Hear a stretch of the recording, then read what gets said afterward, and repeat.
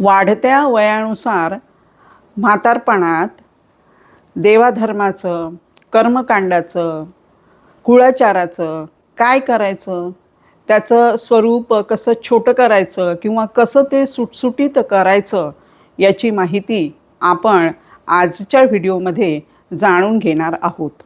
Video शेवटपर्यंत पहा. आवडल्यास सबस्क्राईब करा, लाईक करा, कॉमेंट करा. चला मग व्हिडिओला सुरुवात करूया. नमस्कार, मी प्राध्यापक पद्मजा पुनसे निंगोट आपले मनपूर्वक स्वागत करते. आजकाल काय झालेलं आहे की परिस्थिती ही बदललेली आहे. पूर्वी एकत्र कुटुंब पद्धती होती, त्यामध्ये माणसं एकत्र होती, राबायला माणसं मिळायची आणि कुणीही आवाज दिलं की करू लागायला यायचं आणि देवाधर्माचं करायचं म्हणजे सर्वांना अगदी मनापासून आनंद व्हायचा. पण आता दिवसेंदिवस विभक्त कुटुंब पद्धती आलेली आहे.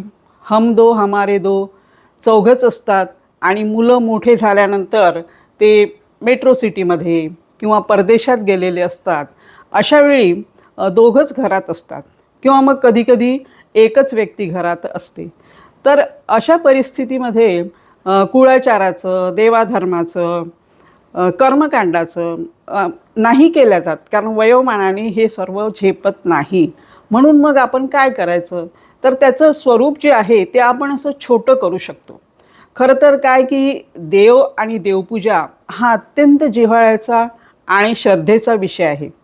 त्याबद्दल अगदी श्रद्धेनेच आपल्याला बोलावं लागतं, कारण आपली जी प्रगती आहे, आतापर्यंत आपण जे छान जीवन जगत आलेलं आहोत, यामध्ये आपल्याला पूर्ण देवाचा आपल्या पाठीमागे आधार आपल्याला असतो. देवावर आपली नितांत श्रद्धा असते.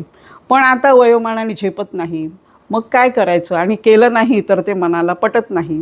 तर सर्वप्रथम तर तुम्ही हे करा की मनातून ही भीती काढून टाका की मी जर देवाचं केलं नाही तर देव माझ्यावर कोपेल का, त्याचा प्रकोप होईल का, माझ्यावर रुसेल का, किंवा माझं काही वाईट घडेल का. ही भीती तुम्ही मनातून काढून टाका, कारण देव काही रुसत वगैरे नाही.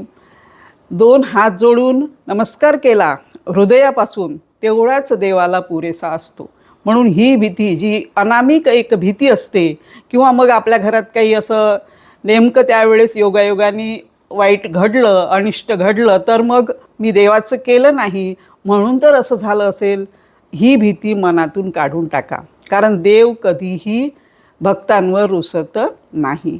मग आता आपल्याला छोटं स्वरूप करायचं असेल तर आपण काय करू शकतो, तर बघा आपल्याकडे गणपती असतात, गौरी असतात.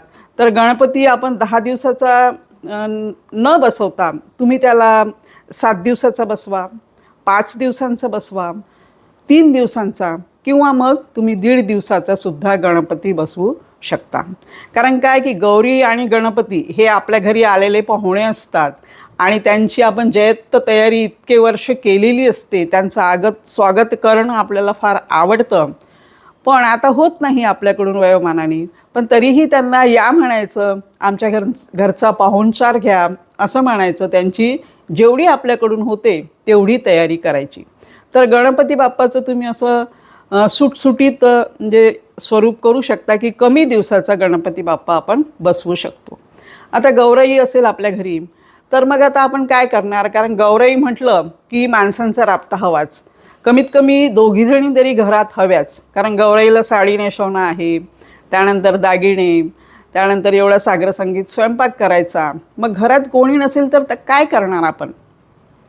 तर आपण असं करू शकतो की समजा तुमच्या घरी तुम्ही एकट्याच आहात आणि मावशीचं सुद्धा आज जमत नाही, म्हणजे एरवी मावशी असते पण आज मावशीला अडचण आली, तर तुम्ही काय करा की आधीच सगळी गौराईची तयारी करून ठेवा, तुमच्याकडून जशी होईल तशी. त्यानंतर बाहेर एक पोर्चमध्ये खुर्ची टाकून ठेवा आणि तुम्ही गौराईला घ्यायला जा आणि गौराई आणल्यानंतर त्या खुर्चीवर बसवा.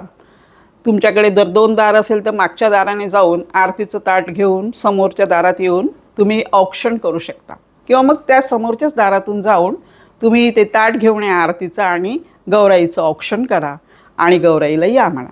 मग आता 2 स्त्रिया नाही आहे घरात, तर मग एकटंच आहे आपण, तर अशा प्रकारे तुम्ही घरात गौराईचं आगमन करू शकता. मग साड्या ज्या आहेत तर आजकालच्या रेडीमेड साड्या मिळतात, तर रेडीमेडच साड्या घ्यायच्या, त्या छान नेसवायच्या. फुलोरा आहे तो सुद्धा ऑर्डर करून आपल्याला मिळू शकतो, तोही रेडीमेड बोलवायचा. 16 भाज्यांचं पॅकेट मिळतं, ते छोटं पॅकेट घ्यायचं, कारण घरामध्ये खायला कुणी नसतं, दोघंच असतात, मग इतकं खाल्लं जात नाही, वाया जातं. तर असं तुम्ही त्याचं छोटं छोटं स्वरूप हे करू शकता. आणि गौराई काही आपल्यावर रुसत वगैरे नाही, कारण गौराईला हेच वाटत असतं की आपण प्रसन्न दिसायला पाहिजे, आणि आपण ताजेतवाने फ्रेश दिसलो की गौराईला सुद्धा आनंद होतो. आणि मनापासून गौराईला, गणपतीला तुम्ही देव हात जोडून नमस्कार करा आणि सांगा की बाबा रे, एवढे वर्ष मी केलं पण आता माझ्याच्यानं होत नाही, तर मी आता एवढं करू शकते. आता बघा की आपल्या घरात देव असतात. आपण कुठेही गेलो, कुठल्या यात्रेला गेलो किंवा कुठल्या देवस्थानाला गेलो की आपल्याला देव विकत घेऊन आपण ते देव्हाऱ्यामध्ये ठेवतो. तर त्यामुळे आपल्या घरात खूप देव जमा होतात. आणि मग त्यामध्ये विठ्ठल रुक्मिणीची मूर्ती, महादेवाची पिंड, श्रीकृष्ण, जे तुम्हाला आवडतात, गणपती बाप्पा वगैरे, हे अनेक देव त्यामध्ये असतात. आणि चांदीचे टाक असतात. मग याची पूजा आपण दररोज करतच असतो. देवाची म्हणजे देव धुणे, देवाची पूजा करणे. मग आता वयोमानाने जर तुमच्याकडून होत नाही तर मग काय करणार? तर त्यावर आपण एक असं सुटसुटीत पर्याय हा घेऊ शकतो की एखादी पेटी घ्यायची किंवा एखादा डबा घ्यायचा. त्या पेटीमध्ये छान असं लाल कापड वगैरे ठेवायचं आणि सगळे देव स्वच्छ धुवून व्यवस्थित त्या पेटीमध्ये असे अरेंज करून ठेवायचे, असे ठेवून द्यायचे. आणि तुमच्याकडून होत असेल तर तुम्ही ते दररोज धुवा, नाही तर त्यात तुम्ही पेटी बंद करा आणि त्यावरच तुम्ही फुलं वाहिले आणि अगरबत्ती ओवाळली, नमस्कार केला तरीही चालते. मग एवढं तर तुमच्याकडे कडून होऊ शकते ना. आणि ते समोर तुम्ही हॉलमध्ये ठेवू शकता, शोकेसमध्ये ठेवू शकता. एवढी तर जागा असतेच ना आपल्या घरी की आपण देवाचं एवढं करू शकतो, कारण आपलं एवढं मोठं घर असतं. आणि मग तुम्ही असं त्याचं शॉर्टमध्ये म्हणजे असं छोटं स्वरूप, ते पण आपल्याला मनावर बांध घालूनच करावं लागतं, आपली इच्छा नसते. पण आता होतच नाही आहे तुमच्याकडून, तर तुम्ही त्याला हात जोडले तरीही चालेल.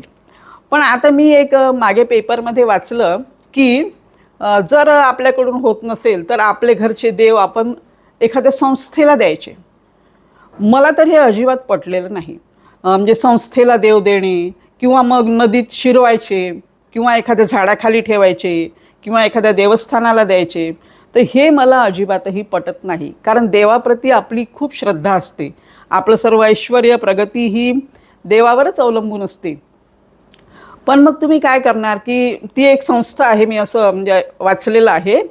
तर त्या संस्थेमध्ये त्यांनी असं म्हटलेलं आहे की तुमच्या देवाची अवहेलना तुम्हाला करायची नसेल तर तुम्ही काय करा की गुरुजींकडून उत्तरपूजा करून घ्या आणि आमच्या संस्थेचे स्वयंसेवक हे तुमच्या घरी येतील आणि अतिशय श्रद्धेने ते देव घेऊन जातील. त्यासाठी आपल्याला पैसे पण द्यावे लागेल आणि ते त्याचं रिसायकल करतील. तर मला ही कल्पना पटलीच नाही. जोपर्यंत आपण आहोत तोपर्यंत आपले देव हे आपल्या घरीच असायला पाहिजे आणि आपल्यानंतर पुढची पिढी जी आहे ती पुढची पिढी सांभाळेल.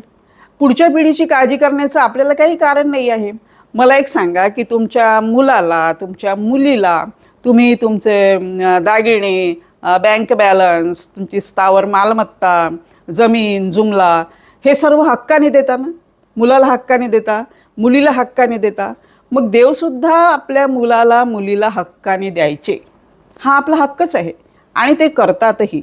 असं नका समजू, परदेशात जाणारेही मुलं आहेत ना, अतिशय छान पद्धतीने तिथे देवाची पूजा करतात, काही इव्हेंट्स म्हणून साजरे करतात, पण ते करतात.